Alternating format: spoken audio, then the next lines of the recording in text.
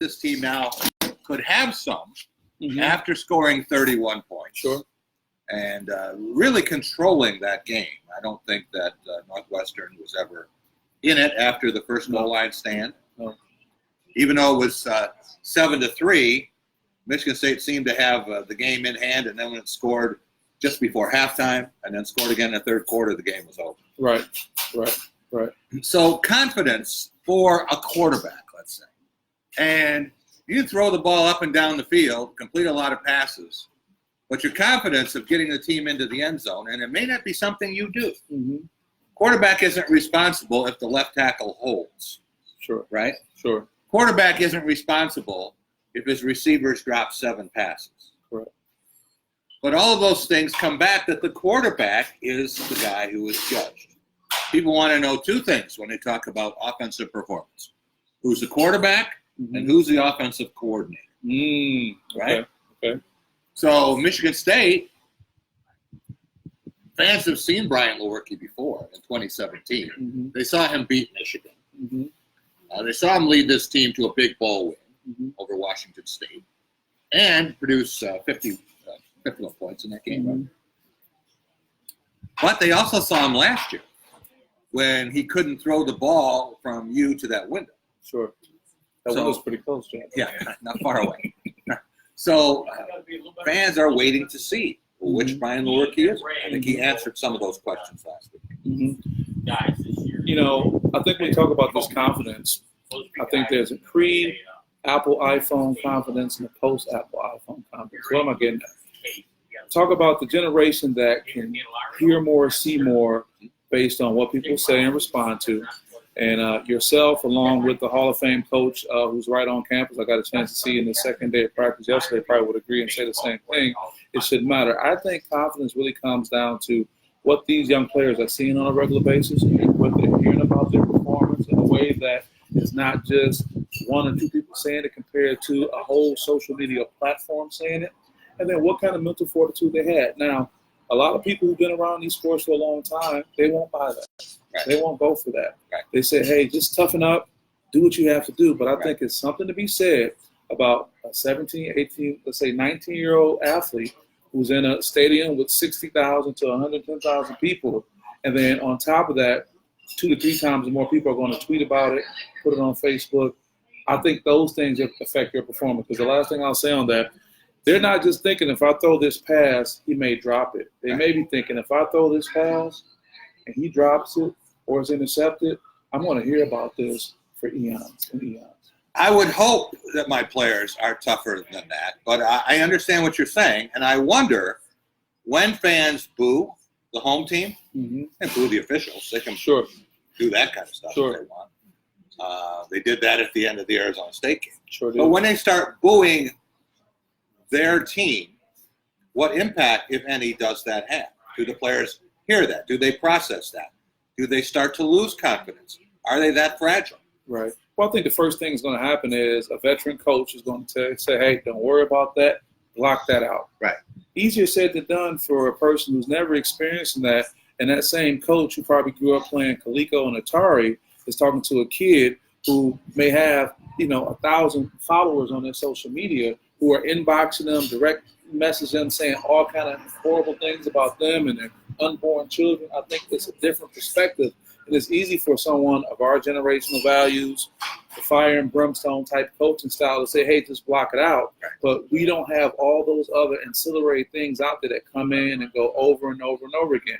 You can say, yeah, man, they were tweeting about you, and there were 10,000 tweets saying that you should jump off a bridge. I think that's a whole lot different perspective compared to hearing a boo on a Saturday afternoon, and that's the last time you're going to hear it. The anonymity of social media these days makes it much easier for people to take pot shots. They can be real brave. They can be real bold. 15 years ago, a quarterback might hear something when stopped to fill up the gas tank. Someone might say, man, you really stunk last week. You cost me money. Why don't you play better? Right? Might hear that. Probably won't. Sure. Knowing that they might get punched. Right? Sure. Now, anybody can say anything. The term I'm going to let you add to your lexicon is keyboard gangsters. Oh, I love that. You like that? I love that. I love it. But to your point, you say you might hear something at the filling station. You may not hear it. But with this anonymity these people have on social media, they get emboldened. They say these things. But also, Jack, multiply that over and over and over again. I've even heard athletes tell me, I don't play defense because I don't want to get crossed over and it be put on social media. So social media has an effect on people's confidence nowadays. And I think that explains why coaches sometimes hate social media. Michigan State basketball now, they say they're off Twitter. They say we will see. But this is something they decided as a team, right? Yeah, they're trying to get to the come back and see me after the season. Mm-hmm. Mm-hmm. I don't know whether they don't care what the fans think, whether these keyboard gangsters. Right? The keyboard gangsters. Guess what? The players are going to take away your ammunition. Yeah. All right. We will be back with much more with Lindsay Huddleston and Madeline. She's going to have a little lunch over here. Yeah. Mm-hmm. Thank you. We will be back with more here from Ryan's Roadhouse. Great place in St. John's. Stop on your way home if you're north of Lansing. Come up and see us. We'll be right back. That was fun. Yeah, it was good. That's good. Keyboard gangsters. Yeah. Where'd you get that? That's it. That's what's out there. That's what people say when they say again. Chicken fingers. That's a good one too. Oh no, it's grilled cheese. I thought you said. Oh, that's you were calling it. Yeah, I like that. That's a new one. Oh no. No, she got grilled cheese. But yeah, chicken finger. Well, it's people that get so emboldened when they're, on that. I see my buddy Lance Monroe. What's up, Lance? I think he's laughing at the keyboard gangster too. But no, that's what a lot of people say. They get so emboldened. I'm going to credit Fred with the chicken finger.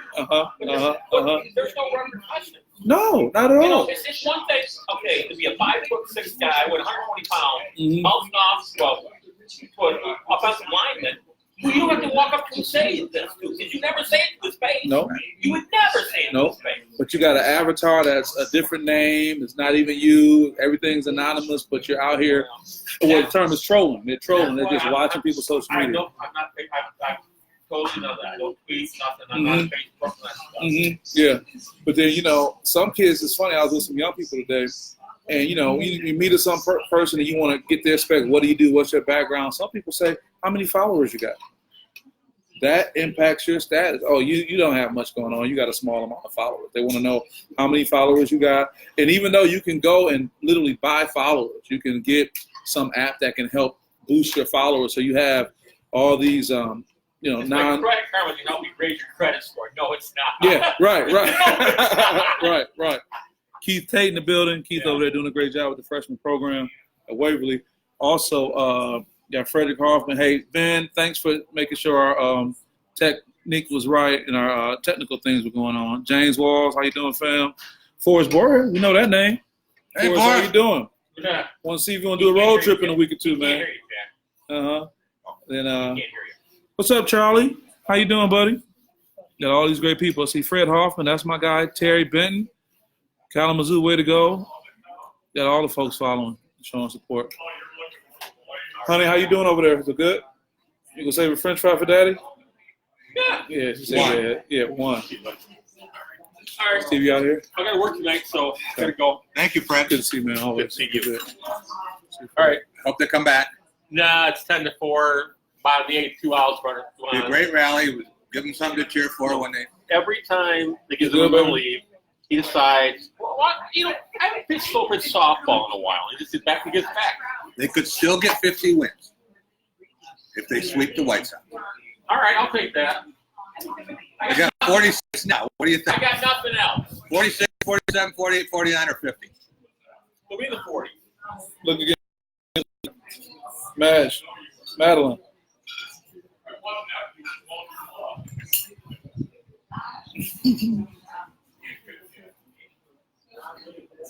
Yeah, I mean, that's the thing that gets these athletes really shook. Ben, you want to run around campus before the game? Let us know what the tailgate is, too. Yeah, man, because I've heard players say, man, I'm not going to play close defense because this guy crossed me over and I fall. It's going to be on social media. So think about that. I mean, and that's a real thing. But then you'll have a coach. Really think about that. Oh, absolutely, because it's valid in there. But you'll have a coach who may disconnect from that. I'm looking at my boy Keith Tate. Keith is a young coach. He's right after with him. He can relate a little bit more. compared to the coach saying, hold on, let that bother you, lock that out. Like, dude, this is my life. Now you have players who will say on social media, yeah, we lost, but I scored 20. Or, yeah, man. Or, they don't really care about whether the team wins or loses. They just want to show mentality. Yeah, I want to show I got the jersey. And I think what happens is when you have quote unquote old school coaching, it conflicts with their new value system. I've even heard people say things like, I know business owners say he has 2 age groups with his employees. Some are older, some are young. The older ones, if he wants to say, hey, you did a good job, give him a bonus and a couple extra dollars, right? The younger ones, all he has to do is text him and say, hey, Jack, you did a really good job. I'm proud of you. And it's same currency. And I think they're that influenced by what people say about it. Well, because you're dealing with a generation that's not really used to human contact and personal contact like others. You got to think about it. If I sit with my best friend at lunch, we both pull our phones out, and we're on our phones during lunch, human contact is going to have more of an impact. Because if the biggest emotion I'm sharing is an emoji, compared to saying, Jack, I really enjoyed the conversation we had, and I can't wait till we sit down again. Whoever can have a great word or two, is the man with one eye in the land of the blind, Besides the media training and some stuff. Yes. I got an idea for you. I think it would be fantastic. It'd be the talk of the town. If you had a 48-hour session, people came in and they had Chester phones at the door. You got to look at people that are talking to people. Anything that happens, the world will still be spinning when we get out. The only exception is if someone dies in your phone. No phone contact, no computer contact. Yeah, Wasn't that long ago? Wasn't that long ago at all, no. I love it. You're hitting on something with that. You think people would be able to cope? I think it's not even about if they can cope. I think the attention it will bring to the issue. And we might have to admit a few people after that, but for the sake of the greater good, it would be worth it. No, that's heavy.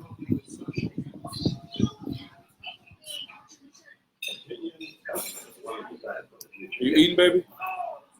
You eating? Are you eating?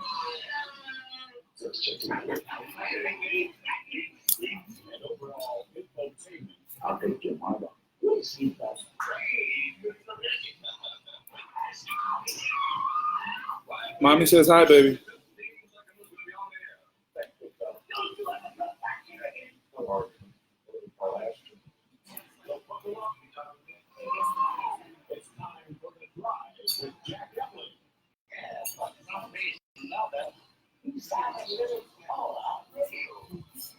Welcome back. It is the time with Jack Ebling, the Spotlight Radio Network, and the Dean Trailways on the road tour. We are at Ryan's Roadhouse in St. John's, and I'm here with Lindsay Huddleston, creator of Sports Psychology Solutions. And we're talking about the mental aspect of sports. Yes. Love to have these kinds of diversionary talks. I think it really makes people think about what they're going to see or what they have just seen. I want to talk about the biggest difference between college football and pro football. It's not the talent level, because eventually the best college players get to the NFL. Different day of the week. Sure. But the biggest difference is in pro sports, because of the business model, there's a pursuit of parity. In college football, there is a pursuit of perfection. Correct.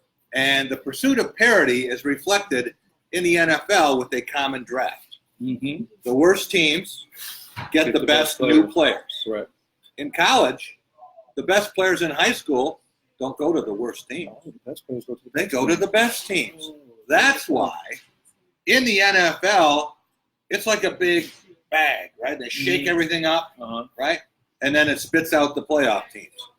And that's why it's so amazing that New England has had the consistency it's had for 2 decades and why it is so incredibly maddening that the Lions have not won a championship in 62 years. It defies the laws of probability. In college sports, hey, we haven't seen Minnesota or Indiana in the Rose Bowl since the 60s. And I would say the chances are really good that you would never see Indiana in the Rose Bowl again, ever. And ever is a long time. Because it means, to your point, They got to beat Penn State, Michigan, Ohio State. They got to beat them all. and they're not getting 5-star recruits to do that. No. You know, Graham and I were disagreeing a little bit about the I can't statement. see Graham disagreeing. He's such an agreeable guy. The statement that Miami of Ohio coach Chuck Martin made last week before his team's game against Ohio State. They scored the first 5 points and then watched Ohio State score 76 in a row. So he said, hey, I understand what we're up against. It's like going out to recess and the other team gets the first 85 picks, right? Right. That's what it is. Ohio State gets the best 85 players, and then Miami gets the next 85 players. And they're challenged with beating the team that has 85 players who would never have gone to Miami. But, Jack, not to be Graham Couch 2.0 right now, let me just say this. Hasn't there been a meritocracy where these programs and their success have earned them the right to be able to get the donors that want to pay more, get the best college recruits to say, I want to go there because they've worked hard and got to that point, and here you are. Because Alabama wasn't always the powerhouse in between the Bear Bryant and Saban era, correct? Alabama was self-defeating with some bad hires and some problems and underachieved for a long period of time. And then they get the greatest coach in college football history, in my mind. Mm-hmm. And suddenly now they're back on top. And as long as Nick Saban is there, I don't think they will be out of the top 4 or 5 teams. So would Clemson be a better example for Clemson is a program that was out for a long time. Mm-hmm. And was really not – that's a very good point. Okay. Clemson is one of the few schools that has altered its tier. Okay. Also this tier. You have a tier 1, Mm-hmm. tier 2, tier 3, tier 4, tier 5. Mm-hmm. Clemson won a national championship in 1981 and then was a tier 3 program. Wow. Sometimes tier 2, never tier 1. Mm-hmm. Suddenly, this is a decade ago. Mm-hmm. Dabo Swinney comes in, turns it around. Mm-hmm. Now, not only did they beat Alabama for the second time in Mm-hmm. 3 years, Mm-hmm. they might be better than Alabama as a program right now because they don't have the same level of competition. Mm-hmm. Their chance to get in the playoff is better than Alabama's because they don't have to play LSU and Georgia and Florida. And, you know, So are they an anomaly then? I mean, is I it think not? they are. Okay. I think they are. Okay. I think there are very few. You pointed to Clemson, but how many more can you point to? Yeah. Not many. Not many. They used to say that if you put the top 25 in a bottle, stuck a cork in it, sent it out to sea, Mm-hmm. and they found it 20 years later, you'd have the same top 25. Well, yeah, most of them Southern teams as well. Right. And, you know, it'd be a little different. You might have a team come in that wouldn't. 10 years ago, 15 years ago, you wouldn't have Michigan State in it. True. So that's one of the teams that could come in. There was a long period of time, roughly 30 years, where Wisconsin was a laughing stock. Wow. But since Barry Alvarez got there, since 1993, Wisconsin's been as consistent as any program in the conference, as consistent as Ohio State. Where do programs like Oklahoma and Texas play in that? They have resources. Texas has the biggest budget in the country. Texas. Texas A&M is second. Ohio State is third. Michigan is fourth. Okay. So when you have those revenues, Mm-hmm. nearly double what Michigan State has, Mm-hmm. you got a money tree. So let me follow you with this. So when a team hasn't had the success, but you have access to the resources, you pour the resources in Yeah. to build the facility, get the best coach who can then attract the best talent. Success, I believe, in sports is related to two things: resources and people. Resources and people. You can have great people and no resources.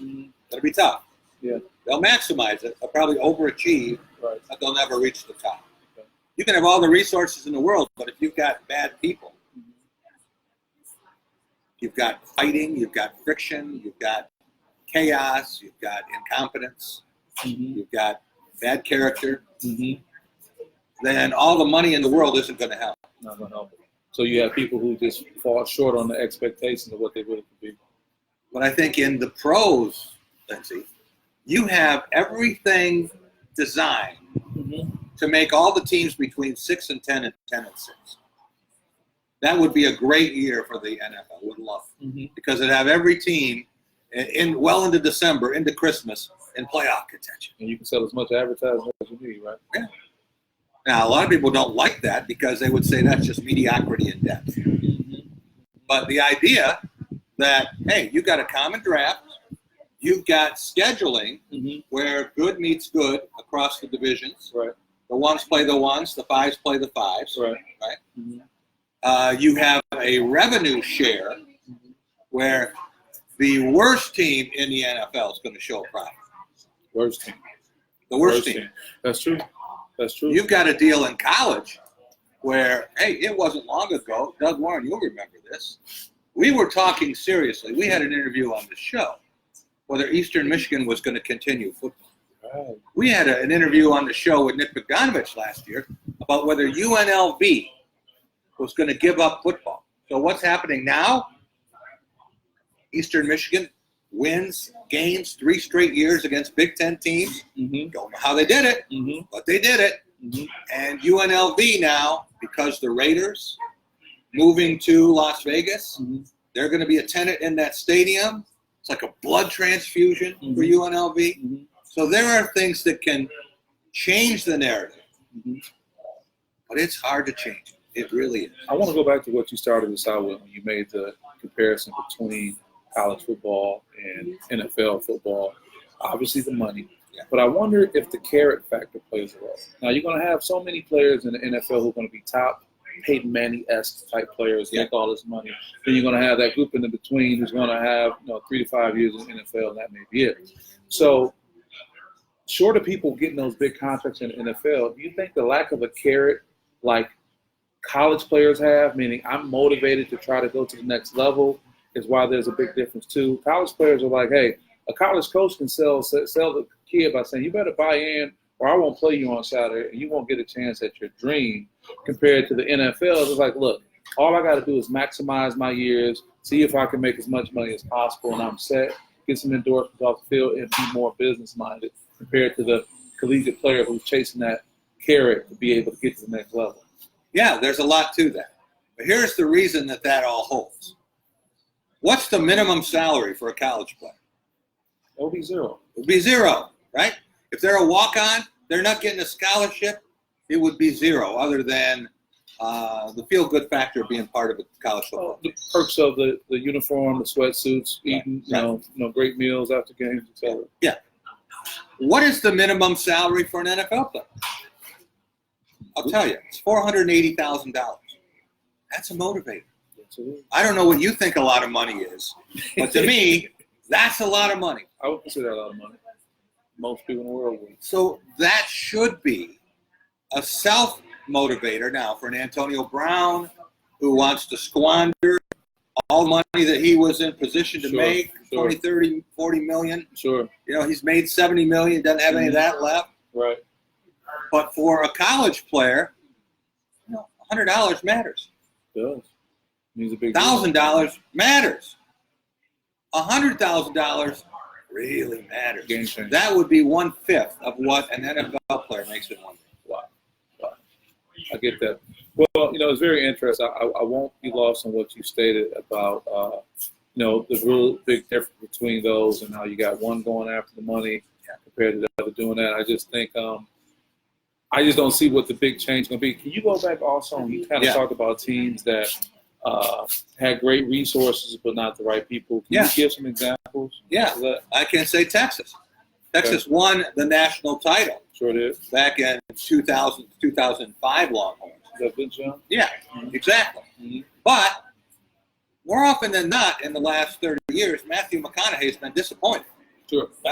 He can ride up, in his orange car, and it looks good, but at the end of the day, he's just like half the other fans in America. Sure. Sure. So what's an example of the other one where you had the people but not the resources?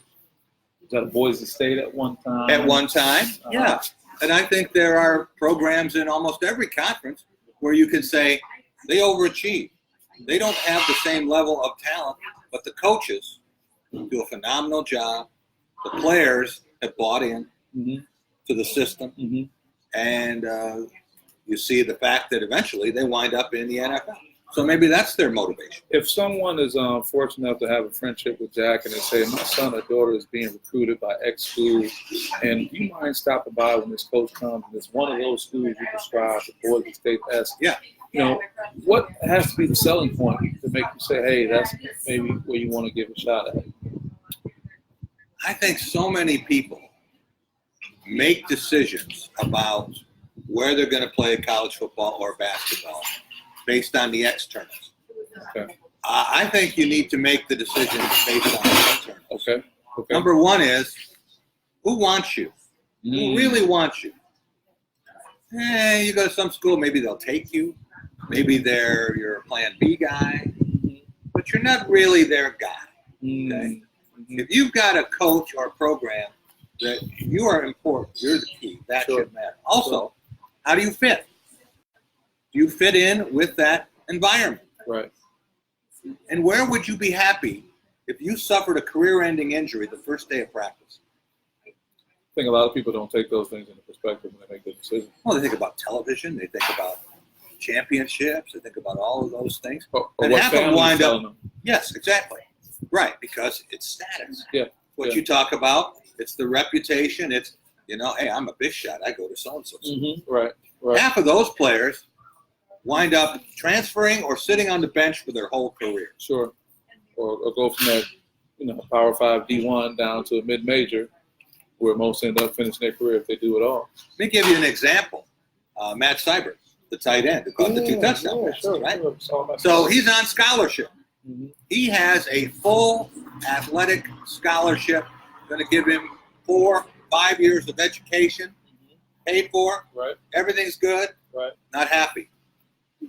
Not happy. So he said, I'm going to start over. I'm going to walk on. I'm going to pay my own way. Parents said, go for it. Right. Son, your happiness matters more. Right. We'll figure out how to pay for it. Sure. Maybe in 2 years, you can earn a scholarship back. Right. But you have to believe in yourself. Right. And you have to want this more than anything. Right. And he did, and now look where he is. That was a great story, and it was great that he had the kind of support to do that. I think what happens is so many people are so short-sighted. The whole attitude is, hey, you got a good job, be happy, get up, go to work, do your 30 years, and that's it. But I think that's changing more and more. And you love to see stories where people bet on themselves and get that response. Yeah, exactly.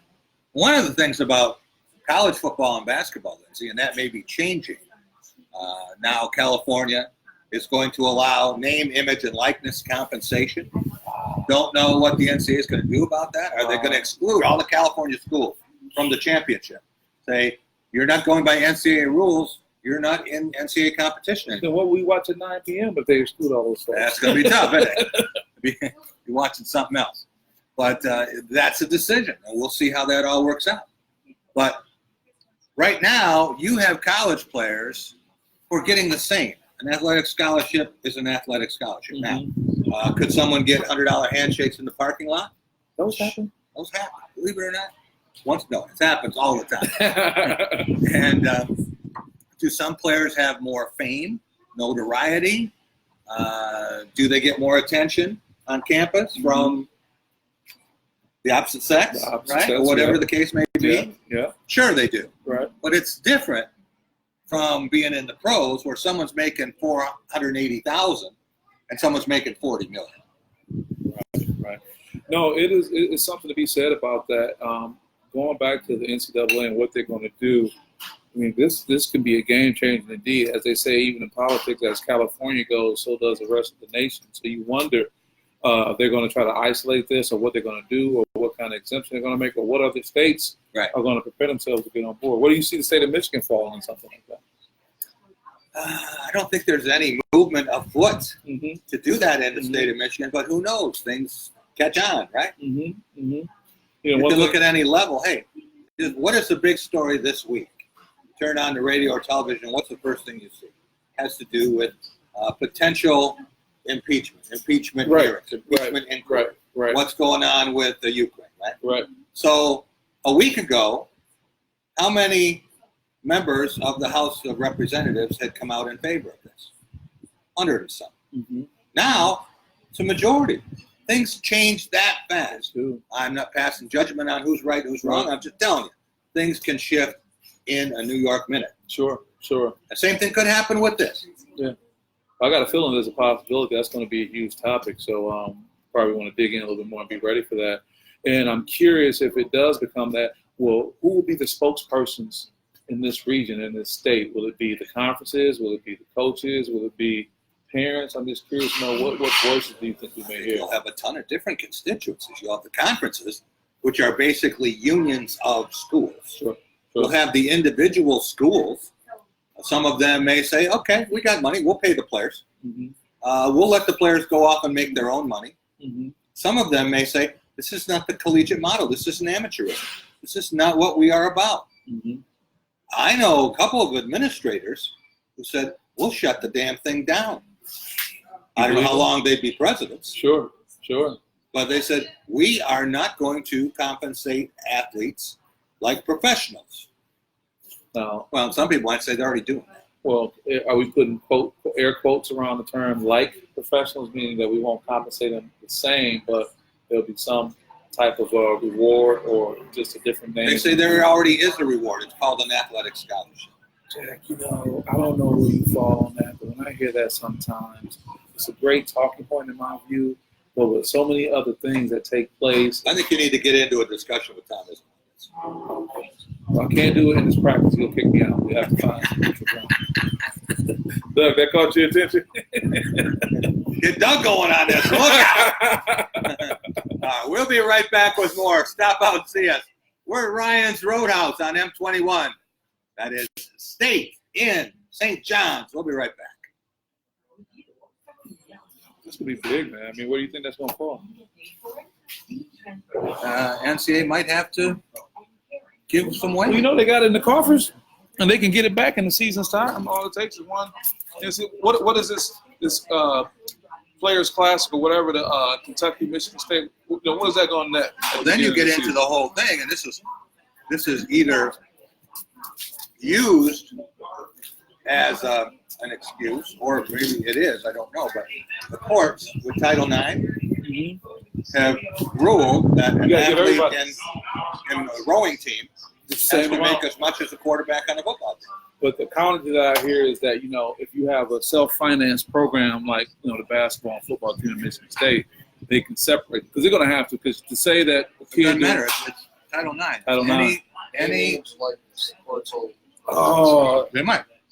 I mean, but that really defeats the purpose of, these big programs and, who gets what when Nike comes in. I mean, Nike's not coming in looking for the rower. No. They're not even going to half the schools. That's a good point. And they're not going to Joe, pay what's the up? same. Yeah, I agree. Stars are going to make more than bench warmers. Now there's really going to be pressure on who starts to do that. I don't even think it's about whether it's. You'll get to this point, I predict. It might not happen 5 years, 10 years, at some point. You'll have a player pull Tanya Harding and have somebody hurt the guy in front of them. Starting quarterback is going to get. You said Joe Football disappeared. He didn't show up today. What happened? We're missing after practice. He got abducted. He got attacked. Oh, he got shot. Man. Because there's too much money at stake. Money is the root of all evil. Remember that.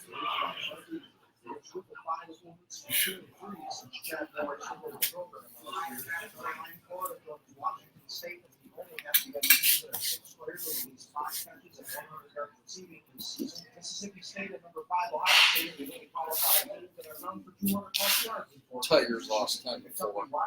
What's that? The Tigers lost 10 before. Well, that's it then. That's home loss 59 ties the record. They lost more home games than the 62 Mets.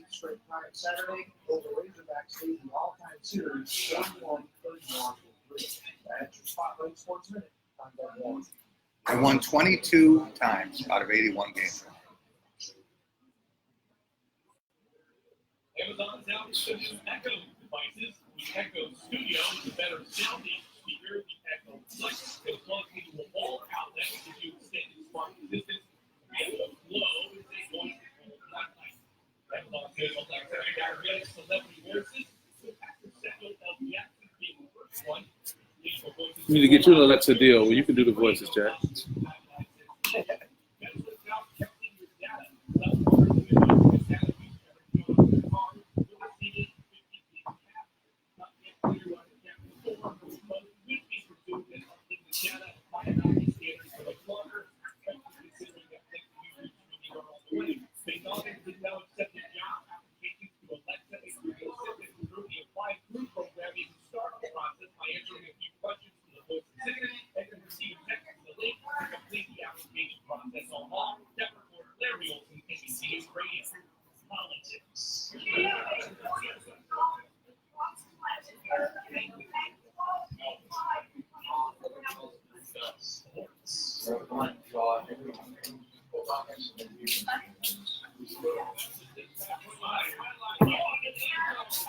How you doing? How you guys doing? Pull up a chair here. Sammy, nice to meet you. How you doing, man? Josh? Lindsay. Huddleston. Lindsay Huddleston. Nice to meet you. That's Doug Warren. We met Doug before. How you guys doing? Good, good. Hi. Hi, how are you? Good. I just drove here. How you guys doing? Good, how about you? You ready for tomorrow? Oh yeah, no, beyond ready. I love this. Welcome back. It is the Drive with Jack, the Spotlight Radio Network, and we're going to have Stephen Brooks here shortly. Hello, Brooks. Lindsay, we are here at Ryan's Roadhouse in St. John's. It's the Dean Trailways on the Road tour. Okay, we've been talking about Michigan State football, Big Ten, about how things might change in terms of psychology of being paid as a player. Yes. All of that. Couple missing athletes. Now we have the Detroit Tigers concluding their home season with home loss number 59, ties the Major League Baseball record. 59 losses. And Comerica, you wonder why people are going to go buy tickets, right? That's the product they're going to buy. But you know what people will want to buy tickets for? If they get a taste of it. Rugby. Rugby. Went with Tom Crawford and watched a rugby match, and I said, this is one of the coolest sports that most people have never seen. Correct. Right? Correct. You got to be tough. I was going to say. You tough, have tough, to be tough, tough. And Michigan State has a terrific rugby club. Okay. Team. And we want to welcome in Josh Rescio, right, is going to be talking to us about rugby here. We'll be talking about all of that. We'll be talking about what's going to happen tomorrow night. Do you know anything about what's going to happen tomorrow night? No, education, please. Well, we have seen Cooley Law School Stadium turn into a soccer field. Uh-huh. How about for rugby? Right? Awesome. Right? Awesome. How about Michigan State and Michigan? How about that? How's that going to work out? Oh, it's gonna be a close game, honestly. But you know, the Spartans will come out on top, hopefully. Yeah, when you think about what Michigan State and rugby can mean on a Friday night in the fall, beautiful weather, Right. great Can't opponent, ask for anything more, honestly. right? Right. Think about all of that. So we're going to talk more rugby throughout the next hour. So Okay. Rugby talk. do that. Pretty tough. Yeah. But I want to go back for just a minute here Mhm. about the Tigers. Now, you're a Tigers fan, and you bought a season ticket. And you've seen this team win 22 times out of 81 games. What's your attitude about this? When they give you a renewal form next year, they're going to send it to you. They want your money now so they can deposit it, right? Right. They want to get it to you now. Are you going to renew your ticket? Jack, you've already nicknamed me Mr. Glass Half Full. So I'll look at it as I was part of the history, the unfortunate history of the Tigers not winning if you're in, you're in, man. You can't, come in and be a fan when everything is great. True fandom, rides it out, rides the wave. If the Michigan Rugby Club was having a tough way to go, we can't not show up and then wait till they are looking their best and getting ready to, People jump on the bandwagon, though, right? Don't they? Bandwagons are cool. Bandwagons are bumpy, man. You can fall off real easy, man. Especially if you hit that bump at the end, right? But if you think about it, they can't do any worse than what they did this year. So True. it's only up from here, honestly. Kind of half full too, huh? Yeah. Exactly. Right. Well, the Tigers fans, they haven't just hit bumps. They've been going over a railroad track. Man, it's unfortunate. But, teams have their ups and downs. I don't think it's fair to bring the Lions into this discussion. Doug will start turning over tables over there on the side. But we've seen success in Detroit sports in particular. We've even seen the Tigers win and all. So it's not to say it can't happen again. It's just a tough time right now. Seen the Tigers win it all, but the last time was 1984. In my lifetime, I witnessed it. I was there. How old were you? I was a little guy. I think I was in the fourth grade, if I remember. That memory is in my head. It's embedded in my head. And I've been down to Tiger Stadium and almost caught a foul ball at one point. Yeah. But for anyone under the age of 35, which is a lot of people, right? Right. Your daughter, look at Madeline over there. She's never seen the She's Tigers. like, Tigers win? What are you talking Yeah, about? what is that all about? You never seen the Tigers win, huh, honey? No. Look on her face. She's like, please, just once in my life, I'd like to see that. Right. If you're a Lions fan, Madeline, you only have to wait another 45 years. Yeah, she'll be able to see that. She'll be around for But it. when you think about that, that's what fans have to deal with. And in many cases, it isn't about the actual win. Once again, we come back to expectations. I'm glad you said that. We were talking earlier, we were talking football, Alabama football, and Nick Saban even says, you guys have come to expect this, but there was a time that wasn't the case. We used an anomaly of, Clemson football that they hadn't won before, but now they're one of the best teams in the country. I just think that with fandom, you know this as a player, you can't just, be in when it's good, and not. We heard those, I call it non-cheers at the Michigan State versus Western Michigan game. Was that Western Michigan or Tulsa that they put a little booze out there? Tulsa. It's like, I think people just really are short-sighted when they come to being fans. And you got to understand how blood, sweat, and tears the players put in preparing. They want to give you the best product possible, but in the event that they don't, it doesn't mean you just shut the doors on them, give up on them, and not come back. Let me give you another example of this, okay? We'll stick with baseball. Okay. The New York Yankees, winningest franchise in baseball. Mm-hmm. For a while, it seemed like they won every other year. Right. Okay? Mm-hmm. You go back, and it's ridiculous how much success this franchise has had. Mm-hmm. Haven't won anything since 2009. That's a decade. Right. Have only won one championship since 2001 in the last 19 seasons. Right. Fans are disappointed. They're expecting this team that's hitting all these home runs to win the World Series. If they don't, they'll be disappointed. Kansas City Royals haven't done anything for 30 years. Finally, it all comes together, and they win the championship a couple years ago. Fans thought they died and gone to heaven. It was great. Well, I'll say the thing with the Yankees, the biggest problem is people set them up for, expecting great things because of the pinstripes. People love to see the pinstripes when they get a chance.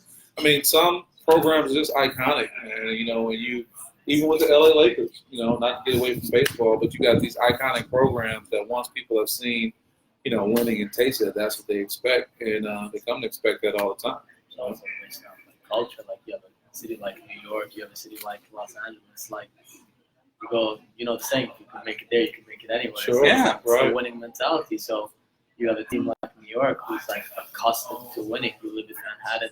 Mm-hmm. Been successful in life. Boston, same way. Exactly. So when the team starts losing, they're like, "Oh, this isn't fit with the culture of our city. We expect better than this." Right. Go back to New York. Hard to get away from baseball. The Knicks. Yeah. Got a solid run in late 80s, early 90s, late 90s. Patrick Ewing. Right. Cool, Very awesome. good. Now they've all even their They're team. the epitome of futility right now. Yeah, now their team, even their fans were booing when they drafted for the past 3 years, and then all of a sudden they hop ship. Their team's like, what is happening? Right. Like, But they were confident. Hey, We're going to get Kyrie Irving. We're going to get Kevin Durant. Sure. Why? Because we're the Knicks. Right. We're the Knicks. Who would Right. want to play in Madison Right. Square Garden? Right. So what happened? Those guys came to New York. They didn't come to the Knicks. They went They the went other to New York Brooklyn. team. They could play for the Right, Nets. Right, Brooklyn, baby. And then the Knicks owner, James Dolan, is like, bah, bah, bah, bah, bah, bah. What's happening? Right, right. Right? No, it's a tough way to go, but you said it right, though. You get this culture, get this expectation, and people always want to relate to the winning part of the culture, but not the losing part. They stay, in the penthouse, but never want to revisit the basement. I asked Doug while you and Madeline were off going around Ryan's here, getting taking a a look at tour. food and everything. Yeah. Taking out the We talked taxidermy. about the most demanding fans in the NFL, unforgiving, Mm-hmm. highly judgmental. Dallas Mhm. is one. Mm-hmm. The Giants, Mm-hmm. the Eagles, Mm-hmm. right? The It seems Eagles, like yeah. it's all in that same division Sure, for some reason. Sure. East Coast. The Yeah. NFC East, right? Yeah. And then Dallas. Mm-hmm. But those fans, they are hard, Mm-hmm. unforgiving, Mm-hmm. not easy to play there. Mm-hmm. Easy to play there in terms of the love Right. when you win, It's all going well. but you better win. Yeah. But you can play in Buffalo, you can play in Kansas City, Mm-hmm. you can play some places, and you'll be loved regardless. Right. No matter what. Doesn't matter. Mm-hmm. Because they don't have that expectation, and it just kind of go to the culture. I mean, the cities you name, East Coast heavy cities and whatnot. Right. Even walking down the street, they're going to treat you a certain way. I think that plays into when you hit the field too. Yeah, you go to New York, it's like on the street, off the street, they're the same type of people. Mm-hmm. But and the thing with like big cities, like if you go west, like Texas stuff, it's more than one team in one area. But in New York, if you live in New York, you're the Giants. If you live in Jersey, you're the Jets. Like I'm gonna be honest with you, you go there, you have someone in Manhattan, the team, it's the Giants. Go to Jersey, it's the Jets. Philadelphia, one team. Yeah. So Sure. they're like, everybody in the city supporting this team, and we're gonna treat you like kings if you win, garbage if you lose, and that's never gonna change. And that's true in college sports too, Lindsay. Hey, if you are playing for Ohio State Mm-hmm. and you win a national championship, Mm-hmm. you're going to have restaurants, everything's going to be after Good you. eating, yeah. It's everything's set. Now, if you go 8-4, you're a disappointment. You're a dud. You're a dog. Wow. But you do that in some other communities. Do that in Iowa. It doesn't matter. Sure. It doesn't matter. They don't have a pro team. Right. You are the pro team. You're beloved just by wearing the jersey. You take the risk, when you go to these high-profile programs, these high-profile teams, you take the risk, but with the risk comes a greater reward. And those who can step up to the plate, no pun intended, you can go there and do a great job. It helps out a lot. Thanks so much for joining us. Absolutely. Fantastic job, as always. We got into a couple of side streets here, Uh-huh. but those are kind of fun, too. Always. And it was that cutie over there. Yep, go hang out with my daughter. And Stephen Brooks is in the house. 24/7 Sports, Spartan Tailgate Premium Site.